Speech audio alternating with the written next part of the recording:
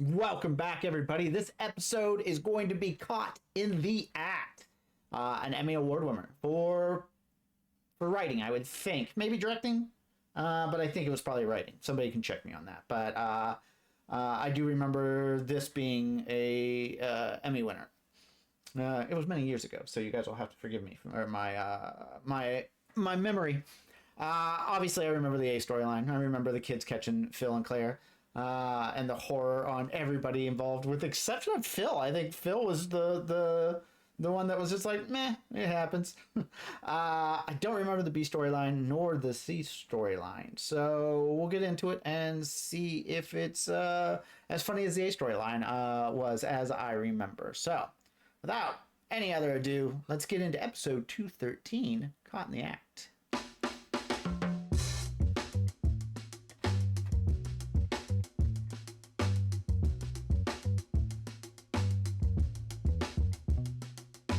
All right, let's see what we got. Let's see what we got. Boom, boom, boom. Come on, let's go. We're gonna need a little extra time at airport security because I'm pretty sure they're gonna want to pat you down. Manny's with his father for the weekend, so Jay and I are flying to Vegas. I'm a little torn because I want alone time with Gloria, but I also like rubbing Manny's head for good luck. I just need to send this email to Claire why I'm not working on the bake sale next week. But I can't say the real reason. Why not? Because she drives me crazy when she's in charge of these things. Okay, we got a flight to catch, so let me help you out here. So I don't remember this at all. Where we would, charm Amelia. Okay. Most important play date ever, so I'm really gonna need you to sparkle, sweetie. Oh, I'm gonna sparkle like it's the 4th of July. Lily. It's our parents' anniversary, so we're surprising them with breakfast in bed. Written out, They're okay. impossible to buy for. Well, Spiller directed it. Okay. Never really tried. Oop. Okay, ready? 1, 2, 3.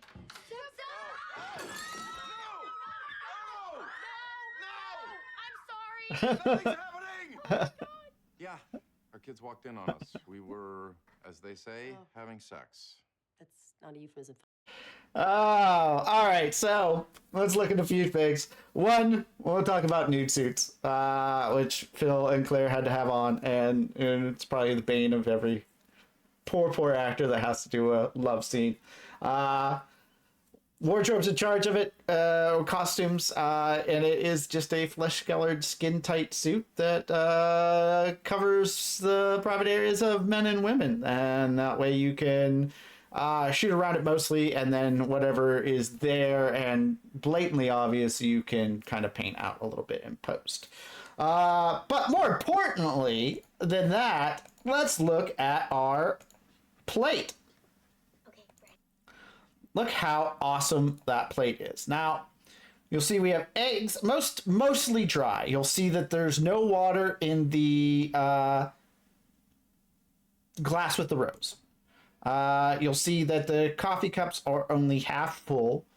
We do have scrambled eggs, but everything else pretty much on that plate is dry, meaning I didn't put syrup and melted butter or anything in there because I have to clean it up, and we want to be able to do these quickly. So the coffee was probably caramel food coloring and water, because that way it won't stain the carpet and set deck won't have to get new carpet in there. And everything else was pretty much made so that me and Josh could clean it up quickly, reset it, and so that we could go again. Because as you can see, when we go in, we drop the tray, and and all the kids run out. And I remember going well. I remember the cleanup being pretty easy. You picked up everything that was dry. I think there's probably dry bacon on there as well. Having another plate already preset on there and just ready to go again. And I don't think we did it very many times, but those are some of the tricks that you do when you're doing gags like this. Is you try to use drier food that's not going to be a royal pain to clean up, so that you go again quickly. Ready? 1, 2, 3.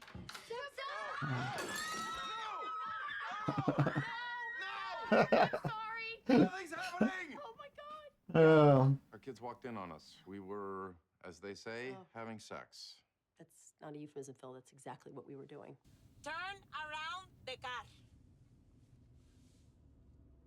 Only because I want to. Only because I want to. Oh, so good. Beautiful home.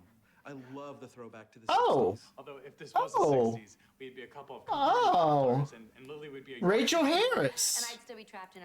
Oh, Rachel Harris, who recently was on the TV show Lucifer, right? I had forgotten she was on this episode. I vaguely remember this house being very high end and that we had to be very careful there, but I don't still remember the storyline very much. I think something absolutely gets broken if I remember correctly. But let's take a look. A beautiful home. I love the throwback to the 60s. Although if this was the 60s, we'd be a couple of confirmed bachelors and Lily would be a Yorkie. And I'd still be trapped in a loveless marriage. Oh, Amelia. Oh, you are funny. Phil standing up to Jay a little bit. That's a rarity. Yeah. All right. So, this is the one where the kids are at the gas station, which is kind of I won't say famous gas station, but it's unique looking in Los Angeles, and I think that's why we chose it. I don't think there's a park bench out there. Maybe there is, but Phil 89 was absolutely what we had to put on the pump. And also up in the top left, you'll see Snack Shop, which is a vinyl that we had to put on as well. But the most interesting portion of this story, I believe, also my cola can, which is original cola, is that as we were shooting, Sylvester Stallone came walking up. Just, out for a walk that day. And we're like, is that Sylvester Stallone? And we're like, yeah, that's Sylvester Stallone. And he's just kind of, he was walking through and he just stopped in and kind of watched what we were doing for a while. But that was just an odd little sighting. We've had a few of them over the years. The best is one day at the end of the day, we were waiting for a van to go home and the dude walked up. He was there for a meeting and he's like, hey, I saw you guys were here and I know what a van looks like and a shooting crew looks like. Hey, do you guys know where this address is? And so, yeah, like 3 of us sat there and talked to Jeff, the dude, while we were waiting for a van. So weird things that happen when you work in Hollywood. I love that we gave... Don't make me regret buying you that lighter, dude. Put it down. I love it. I was gonna say it. That we gave him a lighter. Parents are totally irresponsible, and I'm not just talking about us walking in on their little freak show earlier. Oh my God. What happened here? Blame it on Jackson. He grabbed Lily's strawberry juice and started drinking it. Before we could stop him, it was all over everything. Oh my God. Oh my God. He's allergic to strawberries. Following your lead. Yeah, so close you stepped on the back of my shoe. Jackson's allergic to strawberries. His throat will close up and he can go into anaphylactic shock. I need to inject him right now. Are you sure he seems all right? Just get him some fresh air. Stop talking. He really hates this, and so I'm gonna need you to help me pin down his arms and his legs, okay? Jackson, honey, Mommy's so sorry to have to do this, but it's only gonna hurt for a second. His arms! Oh! Okay, here we go. 1, 2. Wait! Jackson didn't drink the juice. I stepped on Lily's bag and the juice box fell and we panicked because we heard you on the phone and we can't afford John Collins' rug. We are so sorry. We could not feel any worse. All right. Marbles in the breakaway because we want the sound. Would it be water? Yeah, normally it would be water, but the water is a harder cleanup, takes a little longer. The water could get on the rug and discolor it, even though it's white, it's probably not going to discolor it, but waiting for it to dry or taking a hair dryer out to dry the rug would take a little bit longer, so we chose to go with marbles. 1, because it gives you a great sound while you're doing it. 2, it gives you a great visual because marbles go flying everywhere. And 3, and the most important, is time. It's easier to clean up. It's quicker to clean up and easier to reset. Pick up the marbles, put them back in the new breakaway, or we probably had I'm sure I had at least 1, if not 2 more breakaways just ready to go with flowers in them and marbles. So you just clean that up, sweep it off to the side if you're in a hurry and clean it up later, although that's a little dangerous because you don't want people walking through and stepping on marbles and slipping. So probably cleaned it up. And you're ready to go again, but that's why it was marbles and not water. Number 19. Number 19. That's great. Oh, can we have some napkins, please? All out of napkins. Paper towels and bathroom, Mitchell. What's your name? And That is what we call a smash cut, and it's a very good smash cut. It's a very nice and funny from her house straight into Squirmid City again. That's a great callback. I am a huge fan of smash cuts. Other people don't particularly care for it, but smash cuts I think are almost always going to hook me because I love that comedy trope. sorry about what happened. Well, we're not sorry about what happened. We're sorry that you saw what happened. Yeah, okay, they get that. Let's see. No one wants to see their parents. Your Not sensuality. Basically, it's two adults. Adults. It's like you're shaking hands, but you're not using your hands at all. I can't handle a big family talk about this. We're not gonna have a choice. So when they start talking, just smile and nod and think about something else. Yeah, it's easy. Just like at school. Yeah. So I guess I love that Haley understands Luke in that moment. That always makes me so happy that all the kids kind of find, like the girls later kind of find common ground and you know they are in the same room and they're sisters. But that's it's rare that Luke and Haley find common ground, and that was a wonderful little moment where they're like, yeah, just like that. saying here is that as you get older and That was good. hey, what's this? Your anniversary present. All right, different day, but it's a different day because I think they're dressed in different clothing, right? So we called this a different day, even so for the anniversary gift. Yeah, the kitchen's cleaned up.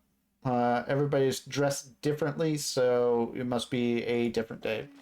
Goodness. What is it? Door lock. How embarrassing. Thank you. We'll use it all the time. I thought the lock was a really good idea. All right, so But the problem is, it makes a noise. yeah. A loud noise.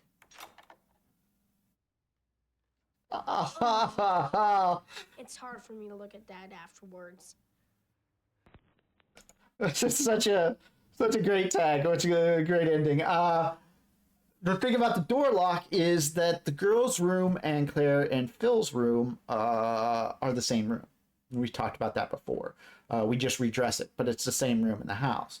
So Josh always had to remember to put the lock on the wall, and then it was screwed in with the screw gun and screwed into the door, and he had to put that on every single time that we were in Phil and Claire's room. And as the years progressed, you may miss it a couple of times. We'll try to see him and see how good we were at our job, because while it was Josh's job to put it on, it was kind of both mine and his job to remember to do it. So we'll see if we remember in future episodes how good me and Josh were. We were pretty good at it. So I don't think we'll only see maybe one or two times where maybe we forgot to put the door lock on the door. But that's the thing, and we also had to remember that if we switch it over, we had to take it off if we were going into the girls' room. All in all, good episode. The Phil and Claire storyline was great. The Jane Gloria storyline was okay. It was good. There was some funny interactions there. Jesse and Eric's storyline, it was all right. It was okay.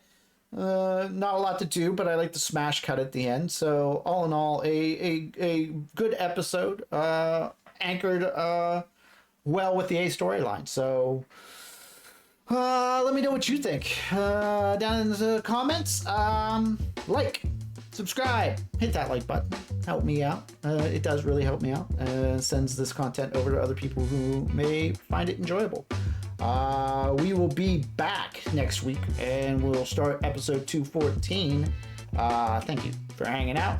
I hope you had a good time. Hope you enjoyed the episode, and we will see each other soon. See it.